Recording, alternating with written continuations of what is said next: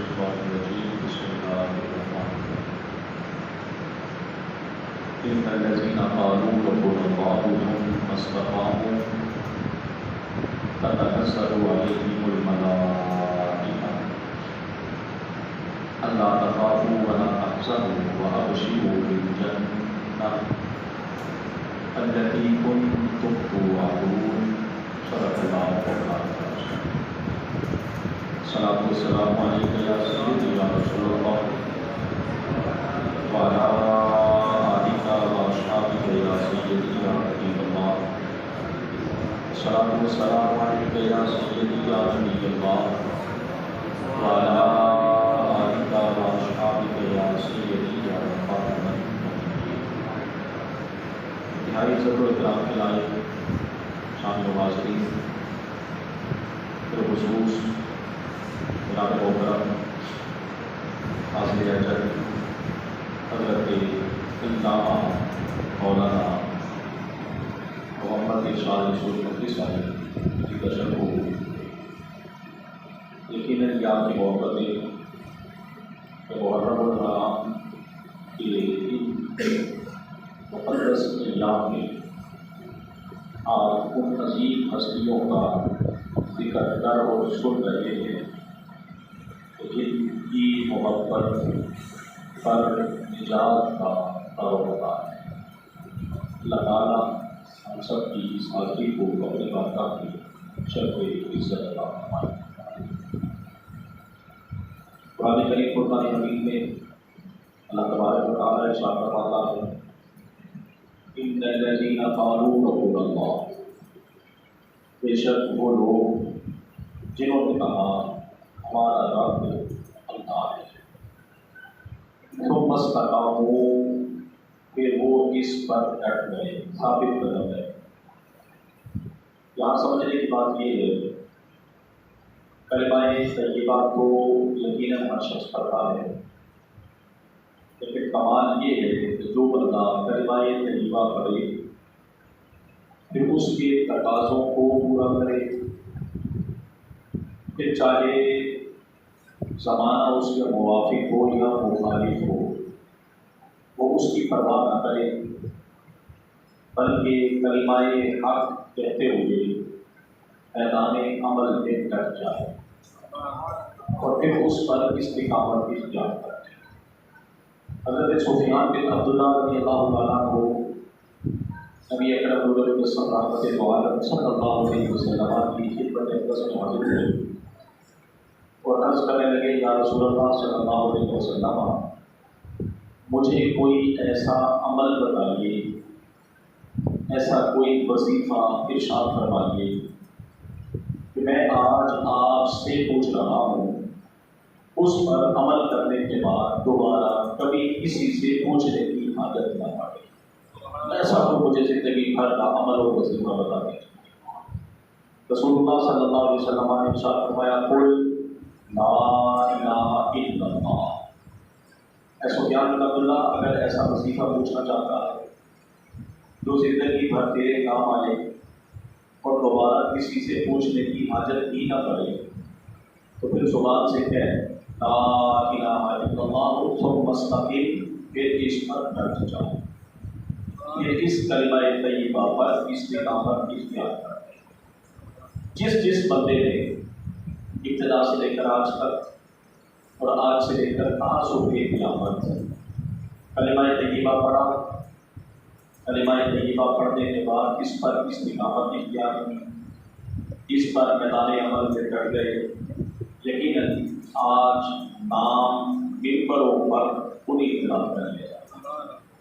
اور جو حضرات میدان میں ڈٹنے کی بجائے بھاگ کے لیٹ گئے، ظاہر ہے پھر ان کی تعریف نہیں کی جاتی۔ تاریخ میں ہمیشہ اچھے الفاظ سے میدان میں کھڑے ہونے والوں کو ہی یاد رکھا جاتا ہے۔ رسول اللہ صلی اللہ علیہ وسلم جب تشریف لائے اور آپ نے اسلام کی دعوت کا آغاز فرمایا تو حالات اس وقت ایسے نہیں تھے کہ ادھر دعوت اسلام دی جاتی اور بدلے میں لوگ فوراً دائرہ اسلام میں داخل ہو جاتے ہیں۔ وہ حضرات کہ جو اب سے کچھ عرصہ پہلے تک آپ کو صادق و امین تسلیم کیا کرتے تھے، جب آپ لوگوں نے کہا کہ قولوا لا الہ الا اللہ تفلحوا، لوگوں لا الہ الا اللہ پڑھ لو نجات پا جاؤ گے، کامیاب ہو جاؤ گے، فلاح پا جاؤ گے، وہ فوراً اچانک آپ کی جان کے دشمن ہو گئے۔ جو آپ کو صادق و امین کہا کرتے تھے وہ آپ کی جان کے دشمن ہو گئے، کہ وہ آپ کے راستے میں کانٹے بچھانے لگے۔ آج تو رسول اللہ صلی اللہ علیہ وسلم کی تعلیم و توصیف بیان کرنا آسان ہے، کہ یقیناً بیان کرنے والا آئے کہ اتنی قسم کا اسٹیج لگا ہو، سننے والے حضرات اپنے ہوں، مسلمان ہوں، نبی علیہ السلام کی تعلیم و توصیف سن کر خوشی کا اظہار ہی کرے۔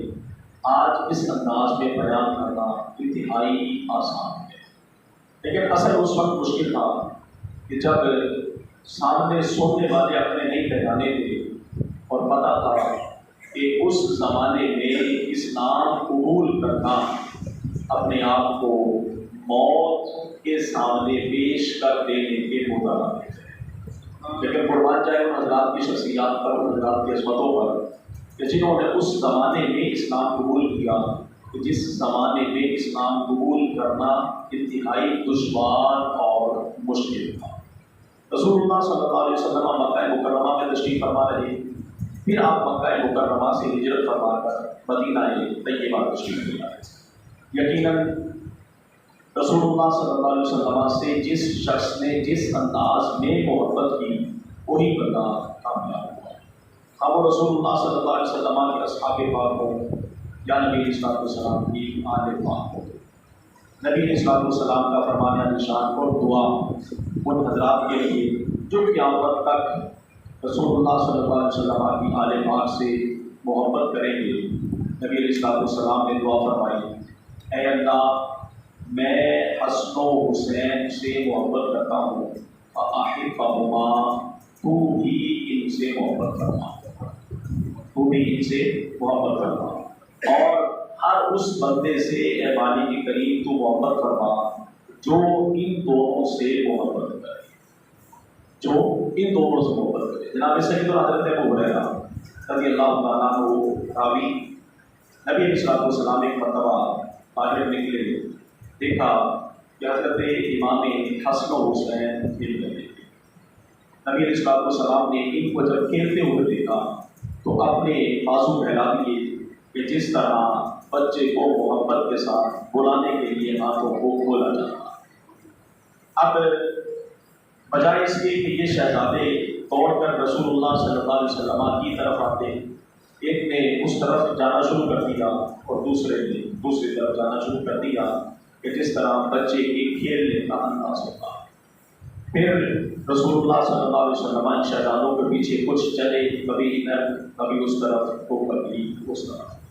پھر جب یہ شہزادے رسول اللہ صلی اللہ علیہ وسلم کی بارگاہ اقدس میں حاضر ہوئے تو نبی علیہ السلام نے حضرت امام حسین رضی اللہ تعالیٰ عنہ کی گھوڑے کے نیچے ایک ہاتھ رکھا اور ایک ہاتھ پیچھے پشت پر سر کے پچھلے حصے پر رکھا، اور پھر یہ تاریخی جملہ ارشاد فرمایا، حسین منی وانا من حسین، حسین مجھ سے ہے میں حسین سے۔ اللہ رسول اللہ صلی اللہ علیہ وسلم کے متعدد ایسے فراہمی نشان کہ جو ان شہزادوں کی عزت و عظمت وقار پر قرار کرتے ہیں۔ یہ وہ عظیم شہزادے کہ جنہوں نے اپنا بچپن رسول اللہ صلی اللہ علیہ وسلم کی خدمت اقدس میں گزارا، خدمت اقدس میں گزارا۔ نبی علیہ السلام تشریف فرما ہے، ظاہر ہے کہ جب گھر کا سربراہ تربیت کرنے والا موجود ہو تو پھر سوال ہی پیدا نہیں ہوتا بچے دائیں بائیں بہک جائیں یا بھٹک جائیں یا راہ ہدایت کو چھوڑ دیں، اور اگر گھر کا سربراہ ہی حلال و حرام کی تمیز کیے بغیر سب کچھ آنے دو جانے دو کے مشن پر قائم ہو تو پھر آنے والی نسلیں بھی تباہ و برباد ہو جائیں گی۔ اب آپ اس پر ایک حدیث بات ملاحظہ فرمائیے، نبی علیہ السلام مسجد نبوی شریف کے اندر تشریف فرما ہے، صدقے کی کھجوروں کا ڈھیر لگا ہوا ہے کہ اتنے میں حضرت امام حسین رضی اللہ تعالیٰ عنہ تشریف لائے۔ انجانا بچپنا تھا، عمر چھوٹی تھی، صدقے کی کھجوروں سے ایک کھجور اٹھائی اور اپنے منہ میں ڈال دی۔ ایک کھجور اٹھائی اور اپنے منہ میں رکھ لی، منہ میں ڈال دی۔ رسول اللہ صلی اللہ علیہ وسلم نے جب دیکھا تو فوراً اٹھے اور امام حسین رضی اللہ تعالیٰ عنہ کے منہ میں رکھی ہوئی اس ایک کھجور کو نکال کر باہر پھینکا اور ارشاد فرمایا، کیا تمہیں نہیں پتا یہ صدقہ ہے، ہم صدقہ نہیں کھاتے؟ جب یہ انداز ہو تربیت کا، جب یہ انداز ہو شہزادوں کو بچانے کا، تو پھر یقیناً اس نے سید الشہداء ہی بننا تھا۔ یہ آنے والے وقت کے لیے تربیت کی جا رہی تھی، یہ آنے والے وقت کے لیے تیار کیا جا رہا تھا۔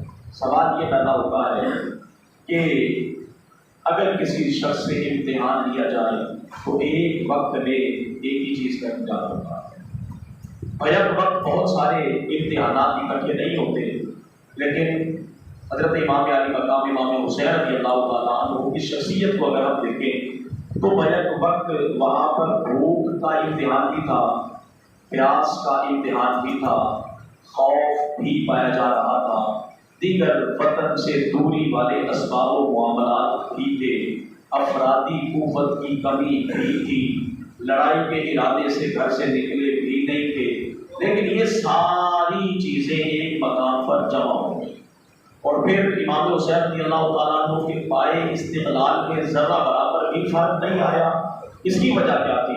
اس کے پس منظر پر ایک حدیث بات دیکھیے، رسول اللہ صلی اللہ علیہ وسلم جب اس ظاہری دنیا سے تشریف لے جانے لگے تو آپ کی لفظ ذکر سیدہ طیبہ طاہرہ حضرت فاطمہ الزہرا سلام اللہ علیہا رسول اللہ صلی اللہ علیہ وسلم کی خدمت اقدس میں حاضر ہوئی اور عرض کرنے لگی، یا رسول اللہ صلی اللہ علیہ وسلم ھذا ابن آقا، یا رسول اللہ امام حسن و حسین صاحب نے دونوں شہزادوں کو پکڑا ہوا ہے، حضور کے سامنے پیش کر دیا۔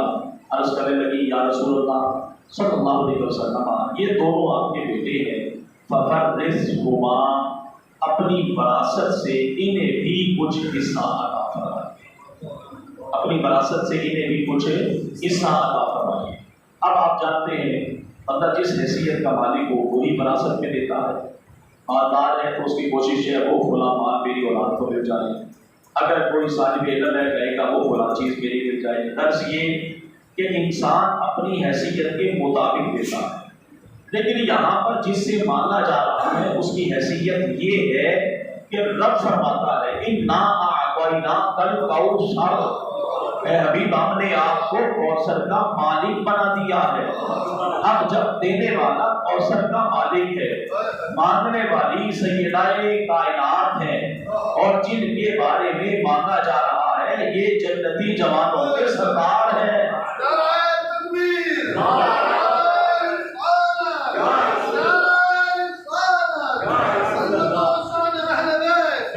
یہ جنتی جوانوں کے بولیے، یہ جنتی جوانوں کے سردار ہیں۔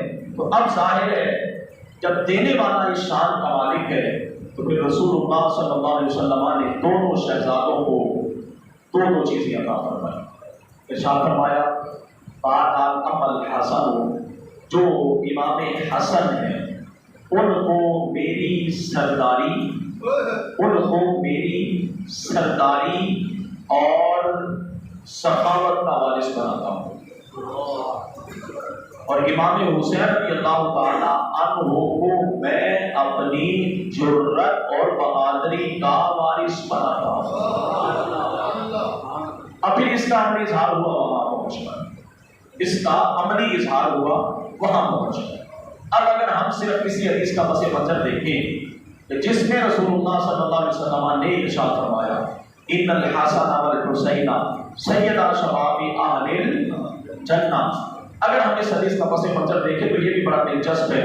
جناب حضرت حذیفہ رضی اللہ تعالیٰ عنہ رسول اللہ صلی اللہ علیہ وسلم کے صحابی ہیں، قباء میں کا گھر ہے، مدینہ کے پاس سے کچھ فاصلے پر، دن میں رسول اللہ صلی اللہ علیہ وسلم کی بارگاہ اقدس میں حاضر ہونے کی اجازت ہے، لیکن جب شام پڑتی ہے والدہ محترمہ ان کی بوڑھی ہے، یہ رات بھر قباء میں اپنے گھر میں اپنی والدہ محترمہ کی خدمت پر مامور ہو جاتے ہیں۔ اب ایک مرتبہ شام کا وقت ہوا، ان کا دل چاہا کہ شام کے وقت بھی تو حضور کی بارگاہ میں جا کے دیکھوں کیسا منظر ہے، لیکن اب مسئلہ تھا ماں سے اجازت لینے کا۔ اب آپ صحابہ کی سیرت و صورت دیکھیے اور پھر آج کے حالات دیکھیے۔ حضرت حذیفہ رضی اللہ تعالیٰ عنہ نے اپنی والدہ محترمہ سے اجازت لینے تھی، اجازت لینے کا انداز دیکھیے۔ اپنی ماں کو کہتے ہیں اماں جان آپ مجھے اجازت دیں، میں ابھی حضور کی بارگاہ میں جانا چاہتا ہوں اور جا کر کروں گا کیا، آپ کے لیے اور اپنے لیے حضور سے بخشش کی دعا کروں۔ اس یادیہ تھی، جانتی تھی اگر میرے کریم کے دست مبارک اٹھ گئے یقیناً بیڑا پار ہو جائے گا، بیڑا پار ہو جائے گا۔ اللہ اکبر۔ والدہ محترمہ نے اجازت دی، حضرت حذیفہ قباء سے چلے، مغرب کے قریب مسجد نبوی شریف میں حاضر ہوئے۔ نماز مغرب کا وقت ہوا، کس قدر عظیم لوگ تھے، نبی علیہ السلام کے پیچھے کھڑے ہو کر تو نماز مغرب کی ادائیگی فرمائی۔ نماز کے بعد صحابہ کرام رضوان اللہ علیہم اجمعین نبی علیہ السلام کی ارد گرد بیٹھ گئے۔ اب یہ جس مقصد اور جس وعدے پر ماں سے اجازت لے کر آئے تھے وہ بات کہنے کا موقع نہ ملا۔ عشاء کا وقت ہو گیا، نبی علیہ السلام نے نماز عشاء فرمائی۔ نماز عشاء کے فرض پڑھانے کے بعد رسول اللہ صلی اللہ علیہ وسلم اپنے گھر کاشانہ اقدس کی طرف تشریف لے جانے لگے۔ حضرت حذیفہ پریشان ہے، گھر جاؤں گا تو ماں پوچھے گی ہاں بیٹا دعا کروائی کہ نہیں کروائی، جھوٹ بھی نہیں بول سکتا، ظاہر ہے حضور نے اسے منع کروانا ہے۔ رسول اللہ صلی اللہ علیہ وسلم کی بارگاہ اقدس میں پوچھا گیا یا رسول اللہ صلی اللہ علیہ وسلم مومن بزدل ہو سکتا ہے؟ حضور نے ارشاد فرمایا ہاں ہو سکتا ہے۔ ارشاد فرمایا مومن بخیل کنجوس ہو سکتا ہے؟ میرے کریم نے ارشاد فرمایا ہو سکتا ہے۔ تیسرے نمبر پر پوچھا گیا حضور مومن جھوٹا ہو سکتا ہے؟ میرے کریم نے ارشاد فرمایا نہیں، مومن جھوٹا نہیں ہو سکتا۔ یہ تو مسلمان کی شان ہی نہیں جھوٹ بولنا۔ آج باپ گھر میں موجود ہو، دروازے پر دستک ہو، باپ چھوٹے بیٹے کو جس کی تربیت کا بھی وقت ہے اسے اٹھا کر کہتا ہے جا کر باہر کہہ دو ابا جی گھر پر موجود نہیں ہے۔ آج جس کو ہم بچپنے میں جھوٹ سکھا رہے ہیں کل بڑا ہو کر وہ آپ کے ساتھ کیا کرے گا؟ اب گھر جاتے ہیں جھوٹ بول نہیں سکتے۔ نبی علیہ السلام آگے آگے تشریف لے کے جا رہے ہیں، حضرت حذیفہ دبے قدموں کے ساتھ حضور کے پیچھے بڑی توجہ طلب بات ہے۔ نبی علیہ السلام کا رخ مبارک آگے کی طرف، حضرت حذیفہ حضور کے پیچھے ہیں۔ نبی علیہ السلام نے پیچھے مڑ کر دیکھا نہیں، پیچھے مڑ کر اب آپ میری طرف دیکھ رہے ہیں، میں آپ کی طرف دیکھ رہا ہوں، مجھے نہیں علم میرے پیچھے کیا ہو رہا ہے، ممکن ہے آپ کو علم نہ ہو کہ آپ کے پیچھے کیا ہو رہا ہے۔ بندہ جس طرف دیکھتا ہے اسی طرف قابل توجہ ہوتی ہے، ایسے ہی ہے۔ نبی علیہ السلام کا رخ مبارک آگے، حضرت حذیفہ حضور کے پیچھے، حضور نے پیچھے مڑ کر دیکھا نہیں، بغیر دیکھے رخ مبارک آگے تھا، فرمایا آنے والے من انتا، کون ہے تو؟ اگر آپ سمجھے ہیں تو وہ پیچھے مڑ کے دیکھا نہیں، لیکن پھر کیا فرمایا آنے والے کون ہے تو؟ قبل اس کے حضرت حذیفہ بولتے نبی علیہ السلام نے خود ارشاد فرمایا انتا حذیفہ آنے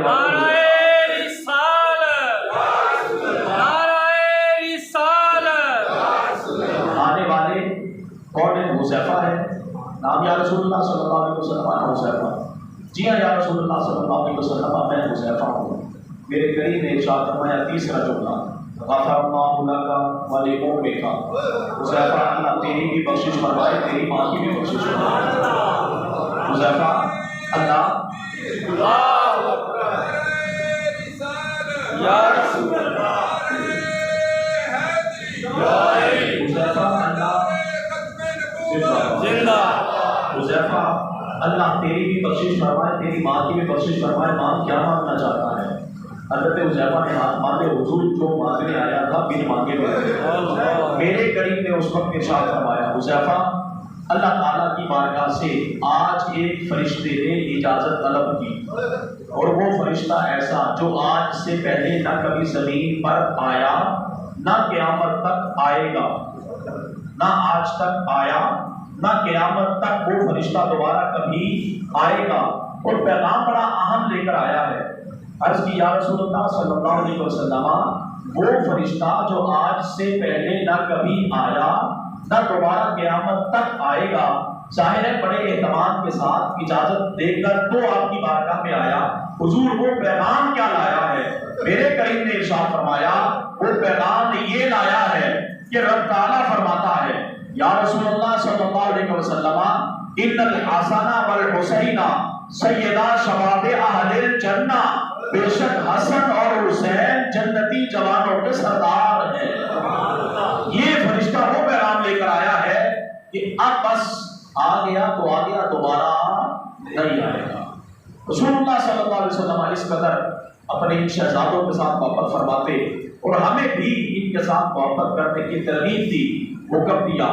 رسول اللہ صلی اللہ علیہ وسلم دنیا سے تشریف لے گئے، آپ کے بعد جناب سیدنا صدیق اکبر مسند خلافت پر تشریف فرما ہوئے، جناب فاروق اعظم آپ کے بعد، جناب حضرت عثمان غنی آپ کے بعد، مولانا علی شیر خدا رضی اللہ تعالیٰ عنہ آپ کے بعد، آپ کے تشریف لے جانے کے بعد جناب سیدنا حضرت امیر معاویہ رضی اللہ تعالیٰ عنہ کے وصال کے بعد جب یزید تخت نشین ہوا تو اس کے پیش نظر سب سے پہلے جن حضرات سے بیعت لینا تھا وہ 3 بندے تھے۔ کتنے جی؟ وہ 3 حضرات تھے، امام حسین، حضرت عبداللہ ابن عمر، حضرت عبداللہ بن زبیر رضوان اللہ علیہم اجمعین۔ یہ 3 بندے ایسے تھے کہ جن کی طرف خصوصیت کے ساتھ پیغام بھیجا گیا کہ ان سے بیعت لی جائے۔ امام علی مقام وہ ہاتھ جو رسول اللہ صلی اللہ علیہ وسلم کے ہاتھوں میں جاتے ہوں، یہ کیسے ممکن ہے وہ کسی شرابی کبابی کے ہاتھ میں چلے جائے؟ وہ امام جس نے ساری زندگی رسول اللہ صلی اللہ علیہ وسلم کے زیر تربیت گزاری ہو، کیسے ممکن ہے کہ وہ کسی فاسق و فاجر کی بیعت کر لے؟ بہرحال جب دباؤ پڑا، امام حسین رضی اللہ تعالیٰ کو مدینہ منورہ چھوڑ کر مکہ مکرمہ تشریف لے گئے۔ اہل کوفہ کو جب علم ہوا امام حسین رضی اللہ تعالیٰ عنہ نے یزید کی بیعت کرنے سے انکار کر دیا، انہوں نے بھی اپنے محبت نامے امام حسین تک پہنچانا شروع کر دیا۔ یہ سلسلہ چلتا رہا۔ حضرت امام علی مقام امام حسین رضی اللہ تعالیٰ عنہ مکہ مکرمہ سے اب انہی کی ان محبت ناموں پر اور خطوط کو پیش نظر رکھتے ہوئے مکہ مکرمہ سے اپنے کچھ حضرات کے ساتھ کوفہ کے لیے تشریف لے جانے پر آمادہ ہوئے۔ راستے میں بہت سارے ایسے افراد ملے کہ جنہوں نے عرض کیا حضور آپ وہاں نہ جائیں، وہ لوگ باوفا نہیں ہیں۔ لیکن آپ کا ایک جواب ہوتا، کل قیامت کے دن اگر انہوں نے کہا ہم نے تو اے مالک تیرے حبیب کے نواسے کو بلایا تھا تاکہ ہمارا دین بچ جائے اور وہ نہیں آئے، تو پھر کل قیامت کے دن حسین کے پاس کا جواب ہوگا۔ امام حسین رضی اللہ تعالیٰ عنہ اس وقت آستانہ رسول کے خلیفہ تھے، اگر چاہتے تو وہاں بیٹھے رہتے حجرے میں، اللہ نہ کرتے سارے لوگ آپ کے ہاتھ پر بیعت بھی کرتے، نذرانے بھی آپ کو دیتے، آپ بہترین انداز میں اپنی زندگی بسر کر سکتے تھے۔ لیکن یہ کیسے ممکن تھا کہ جس شخص نے تربیت رسول میں اپنی زندگی بسر کی ہو، وہ اپنی آنکھوں کے سامنے دین پر حملے ہوتا ہوا دیکھے اور وہ خاموشی کے ساتھ بیٹھ جائے؟ ایسے ممکن ہی نہیں ہے۔ اور یہی اس وقت امام حسین رضی اللہ تعالیٰ عنہ کی فکر تھی، اور اس وقت سے لے کر آج تک جو امام حسین رضی اللہ تعالیٰ عنہ کی فکر پر گامزن ہے، جو ان کے نظریے کو ماننے والے حضرات ہیں، ان کا بھی آج نظریہ یہی ہے، ان کا بھی آج نظریہ یہی ہے کہ اصل حسینیت ہی یہ ہے کہ باطل کے سامنے ڈٹ کے تو بندہ کھڑا ہو جائے۔ آج مرے ہوئے یزید کو برا بھلا کہنا بڑا آسان ہے، مرے ہوئے یزید کو توجہ آپ کی، مرے ہوئے یزید کو برا بھلا کہنا بڑا آسان ہے، مزہ تو تب ہے جب کوئی زندہ یزید کے سامنے حسینی کردار ادا کرتے ہوئے ڈٹ کے تو کھڑا ہو جائے۔ اور جو بندہ پھر ڈٹ کے کھڑا ہوا یزیدی کردار کے سامنے، تو پھر یقیناً اللہ تعالیٰ نے عزت و عصمت بھی تو اسے ہی عطا فرمائی، عزت و عصمت بھی تو اسے ہی عطا فرمائی ہے۔ یقیناً امام حسین رضی اللہ تعالیٰ کو اپنے رفقا کے ساتھ جب مکہ مکرمہ سے کوفہ کی طرف چلے تو آپ راستے میں زبالہ ایک مقام پر پہنچے۔ یہاں پر آپ نے یہ کوفہ سے تقریباً کچھ فاصلے پر تھا، آپ کا ارادہ بھی کوفہ ہی جانے کا تھا۔ جب آپ یہاں پر پہنچے تو آپ نے اپنے ساتھیوں کو حکم دیا کہ یہاں جس کے پاس جو کچھ ہے، جس میں پانی جمع کیا جا سکے، پانی جمع کر دیا جائے تاکہ راستے میں کام آئے۔ یہاں سے جس کے پاس جو اسکیزہ تھا، مشقیں تھی، جو تھا جس کے پاس، اس نے پانی سے بھر دیا۔ ابھی یہاں زبانہ سے آگے کچھ ہی فاصلے پر سفر طے کیا تھا، میدان تھا چٹیل کہ ایک صاحب نے بلند آواز سے اللہ اکبر کہا۔ امام حسین رضی اللہ تعالیٰ عنہ نے اپنے ایک ساتھی کی تکبیر سن کر جواباً اللہ اکبر کہا۔ آپ نے پھر اس سے پوچھا تکبیر بلند کرنے کی وجہ کیا ہے؟ تو وہ کہنے لگا حضور مجھے کہیں دور کھجور کے درخت دکھائی دے رہے ہیں۔ ساتھ والوں نے کہا ہم یہاں سے آتے جاتے رہتے ہیں، ہمارا گزر بسر ہے یہاں پر، ہم نے آج تک یہاں پر کوئی کھجور نہیں دیکھے، نہ ہی کوئی اس پر درخت اور باغات دیکھے۔ امام حسین رضی اللہ تعالیٰ عنہ نے دیگر اپنے ساتھیوں کو فرمایا کہ توجہ کرو۔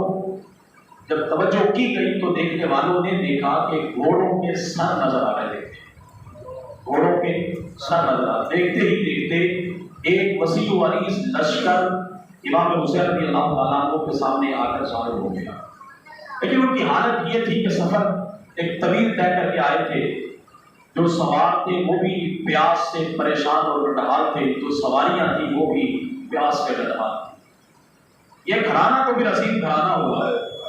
ابھی کچھ لمحہ پہلے جو پانی کے مشکیزیں بھرے گئے تھے، امام حسین رضی اللہ تعالیٰ عنہ نے جب ان کی حالت دیکھی بس وہ منہ کھول دی، فرمایا کہ ہمارے پاس پانی موجود ہے، پانی پیو۔ وہ جتنے جناب آنے والے حضرات تھے ان سب کو پانی پیش کیا گیا۔ اب یہ حضرات کون تھے؟ یہ کوئی امام محمد کے ہاتھ پاؤں چومنے والے حضرات نہیں تھے، یہ لشکر تھا 1000 افراد کا مشتمل، کہ جس کے سردار تھے حضرت حر بن یزید تمیمی، جس کے سردار تھے حر بن یزید تمیمی۔ امام حسین رضی اللہ تعالیٰ عنہ نے جب ان کو پانی پلایا، ان کے لشکر کا ایک بندہ پیچھے رہ گیا، علی بن طاعان اس کا نام تھا۔ وہ جب اپنی سواری کو بھگاتا ہوا آیا تو اس کی حالت یہ تھی کہ ابھی پیاس سے مر جائے گا۔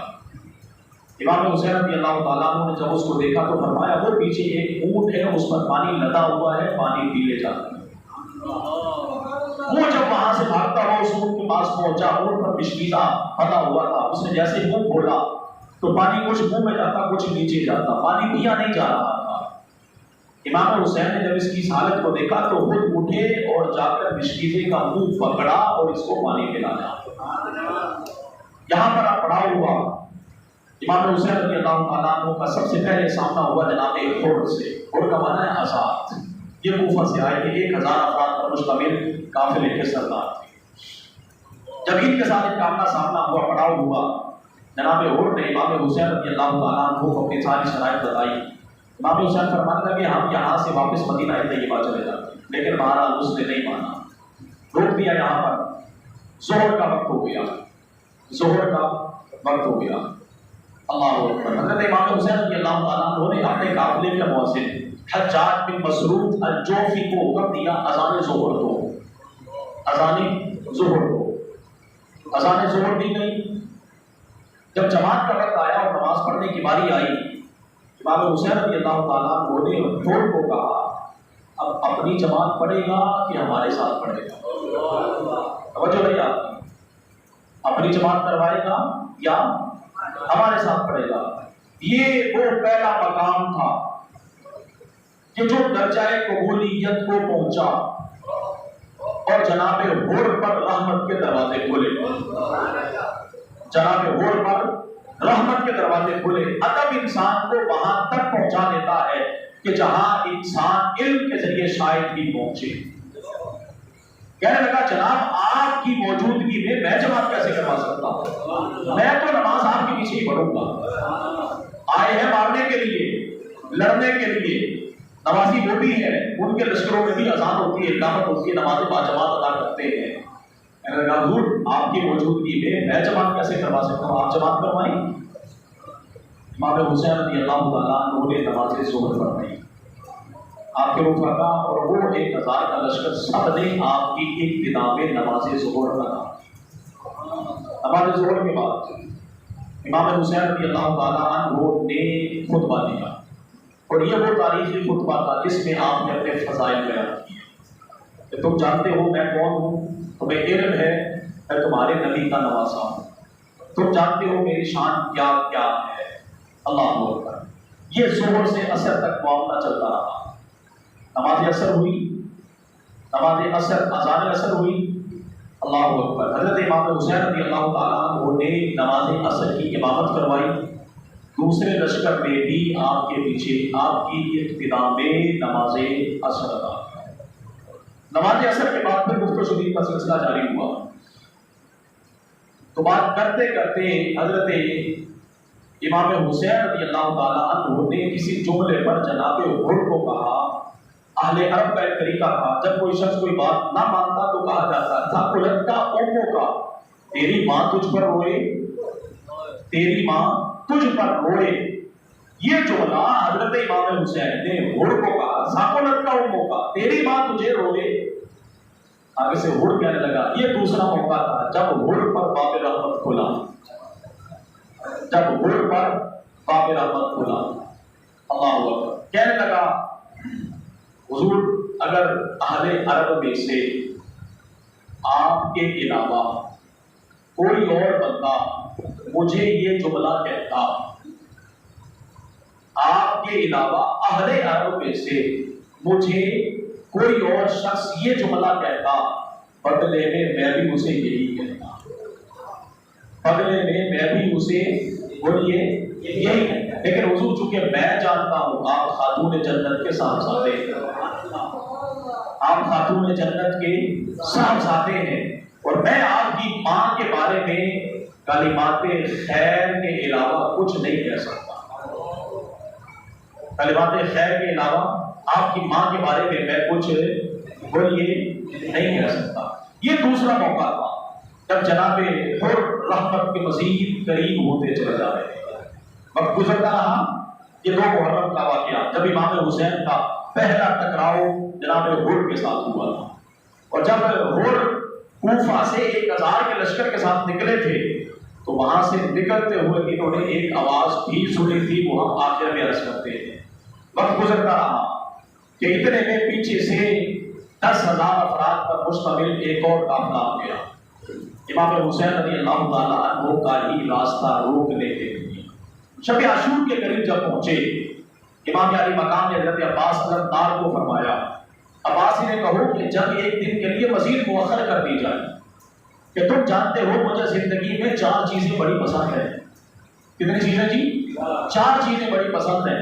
نمبر 1 نماز ادا کرنا، بولیے نمبر 1 نماز ادا کرنا۔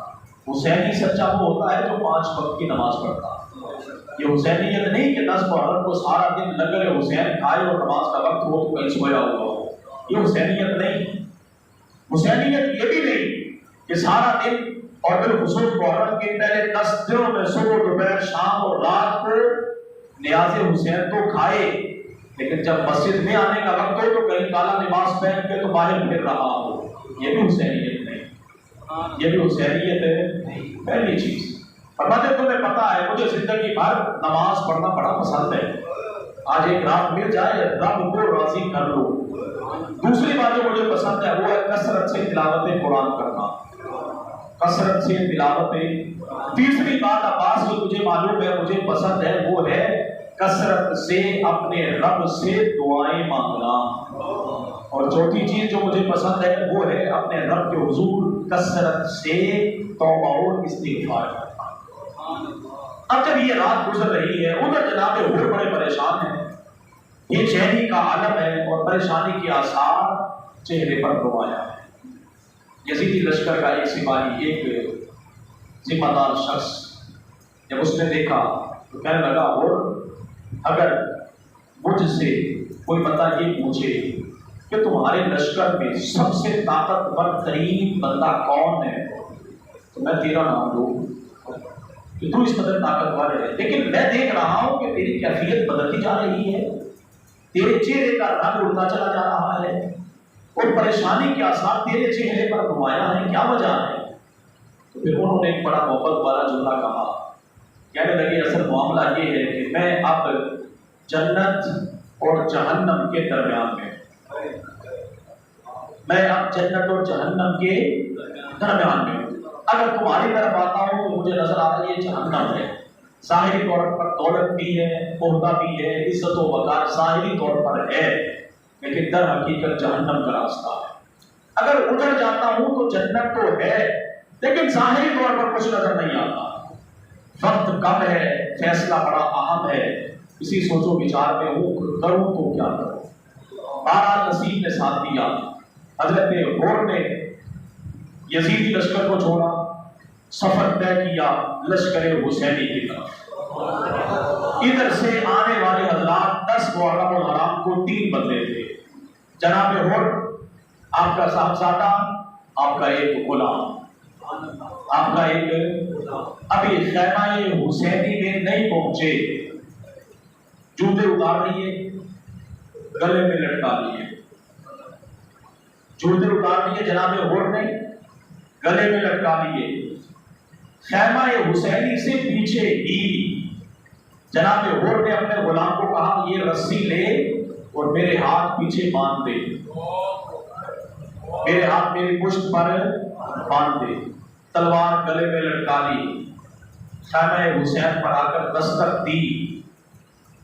جب معلوم کیا گیا کہ کون ہے اور پتا چلا کہ غور آیا ہے, امام حسین کی جیسے ہی نظر پڑی جناب غور نے زمین پر لیٹنا شروع کر دیا, ہاتھ باندھ دیے اور عرض کرنے لگے حضور میرے لیے بھی کو معافی کی گنجائش ہے کہ میں ہی وہ بدنصیب تھا کہ جس نے آپ کو یہاں تک پہنچایا ہے, میں ہی وہ شخص تھا جس نے آپ کا راستہ روکا تھا, میں ہی وہ بدنصیب تھا کہ جس کا سامنا سب سے پہلے آپ کے ساتھ میرا ہی ہوا تھا. حضور میرے لیے معافی ہے.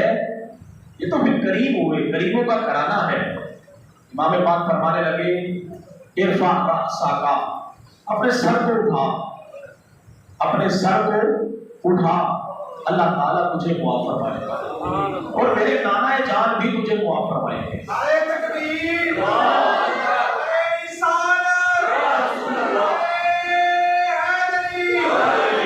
میرے نانا جان بھی تجھ سے درگزر فرمائیں گے اور معاف فرمائیں گے. حضرت غور کھڑے ہوئے, خوشی کے آثار نمایاں تھے, معافی کا فرمانا جو مل گیا تھا. عرض کرنے لگے حضور در حقیقت یہاں تک پہنچنے میں وہ آواز جب میں کوفہ سے نکلا تھا تو میں نے سنی تھی, اس کا بڑا کردار تھا.